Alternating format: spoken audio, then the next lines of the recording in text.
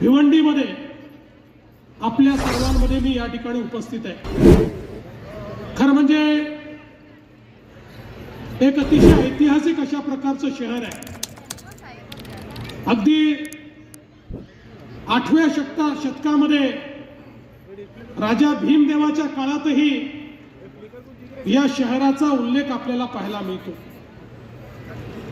इतिहासाच्या पानांमध्ये मोठ्या प्रमाणात अगदी स्वातंत्र्य लढ्यातही भिवंडीचा उल्लेख आपल्याला पाहायला मिळतो।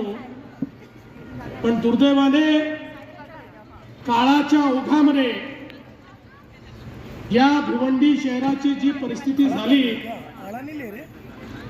इथल्या विकासाचा जो बॅकलॉग तयार झाला, या सगळ्या गोष्टींना आज आपल्याला सामोरं जावं लागतंय। आणि या सगळ्या गोष्टी जर बदलायच्या असतील तर आता एक नवीन इतिहास घडवावा लागेल। आणि नवीन इतिहास काय, तर या भिवंडीमध्ये महायुतीचा महापौर आपल्याला बसवावा लागेल। पहिल्यांदा तर मी तुमचं कौतुक करतो, निवडणुकीच्या सुरुवातीलाच तुम्ही सिक्सर मारलाय। 6 नगरसेवक बिनविरोध भिवंडीकरांनी महायुतीचे निवडून दिलेले आहेत। आज खरं म्हणजे आपण बघितलं इतर पक्षांची अवस्था काय आहे। आता या ठिकाणी समाजवादी पार्टीचे जे आमदार आहेत ते म्हणतात मला तिकीट मिळाले नाही म्हणून त्यांनी त्यांचे लोक काँग्रेसकडून उभे केले आहे। व काँग्रेसचे लोक अजून 3ऱ्या पक्षात उभे झाले आहे, 3ऱ्या पक्षाचे 4थ्या पक्षात उभे झाले आहेत। या सगळ्यांनी खिचडी केली आहे। पण हे सगळे निवडणूक भिवंडीच्या विकासाकरता लढत नाही, यांच्याकरता भिवंडी एक असं ATM आहे की ज्यातनं रोज यांना पैसा कमवता येतो, म्हणून यांना भिवंडीची सत्ता हवी आहे।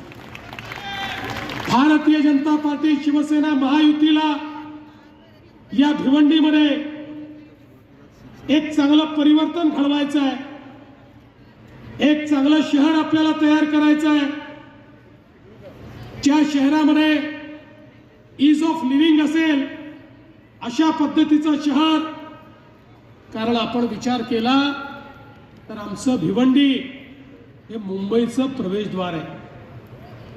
या ठिकाणी इतक्या मोठ्या प्रमाणात मुंबईचं सगळं लॉजिस्टिक आहे, विणकर, हातमाग, यंत्रमाग, यामुळे एक मोठी इकोसिस्टीम या ठिकाणी आहे। पण या सगळ्या गोष्टींकरता सुविधा निर्माण करणं हे अत्यंत महत्त्वाचं आहे। या भिवंडीमध्ये एकेकाळी 11 तलाव होते, आता जेमतेम नावाला 5 तलाव या ठिकाणी उरले आहेत। कारण खऱ्या अर्थानं अनेक वर्ष ज्यांनी भिवंडीवर राज्य केलं त्यांनी या भिवंडीच्या विकासाचा विचार कधीच केला नाही। आपण बघा, या ठिकाणी 2014 नंतर ज्यावेळी देशामध्ये मोदीजींचं सरकार आलं, राज्यामध्ये तुमच्या आशीर्वादानं महायुतीचं भाजपचं सरकार आलं, त्यानंतर या भिवंडीमध्ये केलेली आपण कामं आत्ताच कपिलजींनी आणि महेशनी सांगितली। आम्ही हा विचार केला नाही महानगरपालिका कोणाकडे आहे। मी सांगितलं भिवंडी सारख्या शहराच्या विकासाकरता आम्ही निधी कमी पडू देणार नाही। आणि या ठिकाणी याची नोंद घेतली पाहिजे की शेवटी काँग्रेसच्या हाती असलेल्या महानगरपालिकेला ठराव करून मुख्यमंत्री देवेंद्र फडणवीसचं अभिनंदन करावं लागलं।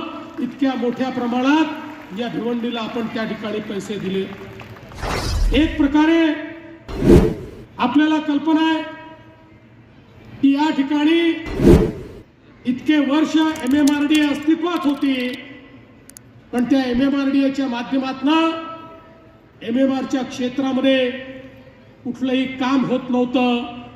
आणि म्हणून आम्ही हा निर्णय केला की MMRDA ही केवळ बँक म्हणून तयार केलेली नाही, कर्ज द्याल वसुली करा याकरता तयार केलेली नाही। भिवंडी सारखी जी शहरं आहेत या शहरातलं इन्फ्रास्ट्रक्चर, हे MMRDAच्या माध्यमातून तयार झालं पाहिजे. आपल्याला माहिती आहे मी भिवंडीमध्ये मेट्रोची घोषणा केली. आज ही जी मेट्रो 5 आहे ठाणे भिवंडी कल्याण मोठ्या प्रमाणात त्याचं काम आपण पूर्णत्वाकडे नेतोय. आमचा प्रयत्न आहे याचा पहिला टप्पा हा 2027 मध्ये आम्हाला सुरू करायचा आहे आणि त्यानंतरच्या 2 वर्षामध्ये दुसरा टप्पा याचा सुरू करायचा आहे. भिवंडीमध्ये अनेक अडचणी या मेट्रो करता आल्या पण मध्यंतरी त्याचीही बैठक घेऊन मी त्या अडचणी समाप्त केल्या. मी सांगितलं भिवंडीमध्ये मेट्रो ही अंडरग्राऊंड जाईल आणि वरचं इन्फ्रास्ट्रक्चर हा मी वेगळ्याने तयार करून देऊ.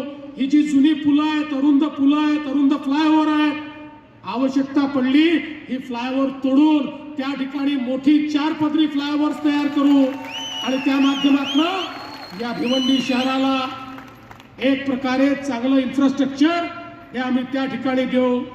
आणि म्हणून मेट्रो 5 असेल मेट्रो 12 असेल या माध्यमातून मोठ्या प्रमाणात भिवंडीला त्या ठिकाणी मदत करण्याचा प्रयत्न आम्ही करतो. कपिलजींनी सांगितलं या ठिकाणी महेशनी देखील सांगितलं रस्त्यांकरता कॉन्क्रीट रोड करता पुलांकरता कनेक्टिव्हिटी करता जेवढा पैसा MMRDAच्या माध्यमातून आमच्या काळामध्ये आम्ही या भिवंडीला दिला. आपण इतिहास बघा त्याच्या आधीच्या 25 वर्षात देखील त्याच्या अर्धे पैसे या भिवंडीला मिळाले नव्हते कारण आम्हाला भिवंडीला एक चांगलं शहर म्हणून या ठिकाणी तयार करायचं आहे. आज आपण पाहतोय बडपे ठाणे रोड 1000 कोटी रुपये आपण त्याला दिलेत. 80% काम पूर्ण झालंय. समृद्धी महामार्गाला जी कनेक्टिव्हिटी आहे ती कनेक्टिव्हिटी आपण त्या माध्यमातून करतो जेणेकरून या रस्त्यावरची जी काही ट्रॅफिक आहे ही आपल्याला कशी त्या ठिकाणी कमी करता येईल हा आपला प्रयत्न आहे. आणि त्यासोबत एक चांगलं लॉजिस्टिक हब हे या ठिकाणी तयार करून ते योग्य पद्धतीनं नियोजित पद्धतीनं या ठिकाणी बसवून अनेकांच्या हाताला काम मिळेल लोकांना व्यवसाय करता येईल आणि त्यासोबत लॉजिस्टिकच्या योग्य सुविधा आणि कनेक्टिव्हिटी होईल अशा पद्धतीनं या भिवंडीला लॉजिस्टिक हब म्हणून आपण तयार करतो. भिवंडी बायपासचं काम हे आपण याच वर्षी पूर्ण करणार आहोत. भिवंडी बनोर रस्ता आहे त्याला 1000 कोटी रुपये आपण दिले आहेत. कामळ पायगाव रस्त्याला 380 कोटी रुपये आपण दिले आहेत. 426 कोटी रुपये पाणी पुरवठा योजनेला आपण त्या ठिकाणी दिले. याचं जवळपास काम पूर्ण झालेलं आहे होत आहे. त्यातनं 2052 पर्यंत या शहराला जेवढं पाणी लागेल ते पाणी देण्याचा प्रयत्न आपला आहे. भूमिगत गटारी करता 428 कोटी रुपये 350 कोटी रुपयाचे 54 रस्ते या ठिकाणी आपण केले आणि त्यासोबत 48 रस्त्यांना केंद्र सरकारच्या माध्यमातून आपण निधी उपलब्ध करून दिला ज्या माध्यमातून एक आधुनिक इन्फ्रास्ट्रक्चर या ठिकाणी तयार झालं पाहिजे. साई मंदिरचा उडान पूल असेल 35 कोटीची कोर्टाची इमारत असेल 200 खाटांचे माता बाल रुग्णालय असेल प्रधानमंत्री आवास योजनेच्या अंतर्गत या ठिकाणी 15,000 घरं असतील. 6,000 घरं पहिल्यांदा ठरली होती आता ती 15,000 घरं केली आहेत आणि त्याचाही DPR हा आपण या ठिकाणी मंजूर केलेला आहे. आपण या भिवंडी शहराला जवळजवळ 100 इलेक्ट्रिक बसेस द्यायचा निर्णय केला आहे. त्यासाठी नागाव टेमघर कोंबरपाडा या ठिकाणी चार्जिंग स्टेशन उभारलेले आहेत. कुठल्याही प्रकारे प्रदूषण न करणारं अशा प्रकारचं पब्लिक ट्रान्सपोर्ट या भिवंडीमध्ये तयार करण्याचा प्रयत्न आपला आहे. बायो मायनिंग करता 40 कोटीची कामं सुरू झाली आहेत. 19 नागरी केंद्र प्रत्येक केंद्राला 75 लाख रुपये त्या ठिकाणी दिले आहेत आणि मोठ्या प्रमाणात गरीबातला गरीब आमचा जो इथला फुटपाथ दुकानदार आहे अशा 9,000 लोकांना PM स्वनिधीमधनं देखील मदत करण्याचं काम आपण केलं आहे. PM विश्वकर्माच्या अंतर्गत 731 कारागिरांना त्या ठिकाणी प्रोत्साहन आणि प्रशिक्षण दिलंय. 32 कोटी रुपयाची अग्निशमन वाहने दिली आहेत. पण कचरा संकलनाकरता या ठिकाणी आपण मदत केली आहे. सौर ऊर्जेकरता आपण मदत केली आहे आणि विशेषतः पॉवर लूम करता मोठ्या प्रमाणात विजेची सवलत ही देखील आपण या ठिकाणी दिलेली आहे आणि ती सवलत पुढच्या काळामध्येही कंटिन्यू करण्याचा आपण प्रयत्न केलेला आहे. आणि एवढंच नाही तर या ठिकाणी खऱ्या अर्थानं वेगवेगळ्या पद्धतीनं आपल्याला विकास कसा करता येईल त्या संदर्भातला आपला प्रयत्न आहे. मी भिवंडीकरांना एवढंच सांगण्याकरता आलो आहे, अनेक लोकांना वर्षानुवर्ष संधी मिळाली, त्यांनी भिवंडीचं काही केलं नाही. आम्हाला संधी न देता जर आम्ही इतकं काम करून दाखवलं तर तुम्ही संधी दिली तर नेमकं या ठिकाणी आम्ही काय करू याचा विचार तुम्ही करा. मी तर तुम्हाला सांगायला आलो आहे, या भिवंडीमध्ये आमच्या महायुतीचा महापौर बसवा. त्या महापौराकडनं भिवंडीच्या विकासाचा जेवढ्या किमतीचा आराखडा येईल तो पूर्ण करण्याची गॅरंटी हा देवाभाऊ या ठिकाणी घेतोय. भिवंडीला निधीची कमतरता पडू देणार नाही, पैशाची कमतरता पडू देणार नाही. ही लिव्हेबल सिटी करू. या शहरातल्या सामान्य माणसांना, नागरिकांना त्या ठिकाणी ज्या सोयी आहेत त्या सोयी देण्याचा प्रयत्न करू. झोपडपट्टीमध्ये राहणाऱ्या गरिबांच्या जीवनामध्ये परिवर्तन करण्याचा प्रयत्न करू. आणि त्यासोबत या भिवंडीमध्ये रस्ते असतील, त्याचं रुंदीकरण असेल, त्या ठिकाणी नवीन प्रकारचे फ्लायओव्हर्स असतील, आणि एवढंच नाही तर आवश्यकता पडली तर टनेल्सच्या माध्यमातून या भिवंडीला डिकंजेस्ट कसं करता येईल त्याचा देखील एक प्लॅन तयार करण्याचा प्रयत्न आम्ही करू. आणि म्हणून बंधू भगिनींनो, आज मी तुम्हाला हीच विनंती करण्याकरता आलो आहे. ही एक संधी आहे. आपण बघितलं असेल, ज्या ज्या शहरांनी भाजपचा आणि महायुतीचा महापौर दिला त्या शहरांचा चेहरा आपण बदलला आहे.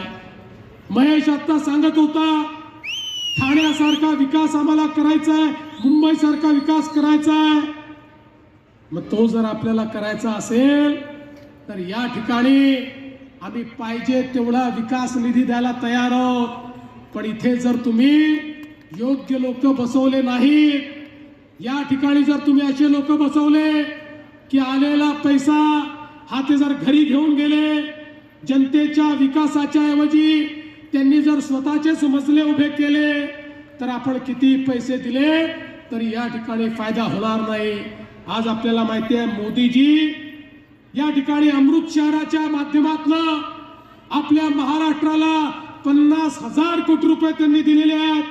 शहराच्या विकासाचा एक नवीन आराखडा हा मोदीजींनी मांडलेला आहे. हा आराखडा भिवंडीमध्ये न्यायचा असेल तर त्या ठिकाणी त्याच विचाराचा महापौर आणणं हे देखील क्रमप्राप्त आहे. आणि म्हणून आज आपल्याला विनंती करण्याकरता आलो आहे. बघा, आम्ही जे बोलतो ते करतो. विधानसभेच्या निवडणुकीमध्ये आपल्या सगळ्यांच्या आशीर्वादाने एक प्रचंड मोठं बहुमत आम्हाला मिळालं. हे बहुमत मिळाल्यानंतर लोक म्हणायला लागले, आता यांना इतकं मोठं बहुमत मिळालंय, आता हे लाडकी बहीण योजना बंद करतील. 1 वर्षापेक्षा जास्त काळ गेला पण लाडकी बहीण योजना बंद झाली नाही. आणि जोपर्यंत तुम्हाला सांगतो बहिणींनो, जोपर्यंत तुमचा देवाभाऊ मुख्यमंत्री आहे, लाडकी बहीण योजना कधीच बंद होणार नाही. पण आता आमच्या लाडक्या बहिणींना केवळ लाडकी बहीण ठेवायचं नाही आहे, आता लाडक्या बहिणींना आपल्याला लखपती दीदी बनवायचं आहे. लखपती दीदी. महाराष्ट्रामध्ये 50 लाख लाडक्या बहिणी लखपती दीदी झाल्यात. पुढच्या 4 महिन्यात हा आकडा 1 कोटीपर्यंत पोहोचणार आहे. आता भिवंडीच्या जनतेने महायुतीला निवडून दिल्यानंतर महेशजी, कपिलजी आणि मंचावरच्या सर्व नेत्यांची जबाबदारी आहे, माझ्या लाडक्या बहिणींना केवळ लाडकी बहीण ठेवू नका, भिवंडीच्या माझ्या लाडक्या बहिणींना लखपती दीदी बनवायची जबाबदारी ही मी तुमच्यावर देऊन जातोय, या महानगरपालिकेवर देऊन जातोय. बंधू भगिनींनो, मी फार वेळ आपला घेणार नाही, पण भिवंडी हे बदललेलं भिवंडी पाहायचं असेल, एक आधुनिक भिवंडी पाहायचं असेल तर तुम्ही सुरुवात चांगली केली आहे, षटकार मारलाय. आता थांबू नका. 15 तारखेला तुम्ही मतदान केंद्रावर जा. त्या ठिकाणी 4-4 मतं द्यायची आहेत. गेल्यानंतर मशीनवर ज्या ठिकाणी कमळ किंवा धनुष्यबाण दिसेल तिथलं बटन दाबा, दुसरा विचार करू नका. 15 तारखेला कमळाचा आणि धनुष्यबाणाचा विचार तुम्ही करा. 16 तारखेपासनं 5 वर्ष तुमचा विचार आम्ही करू, तुमची काळजी आम्ही घेऊ, हा विश्वास तुम्हाला देतो आणि माझं बोलणं संपवतो. धन्यवाद. जय हिंद, जय महाराष्ट्र. Speed news Bharat.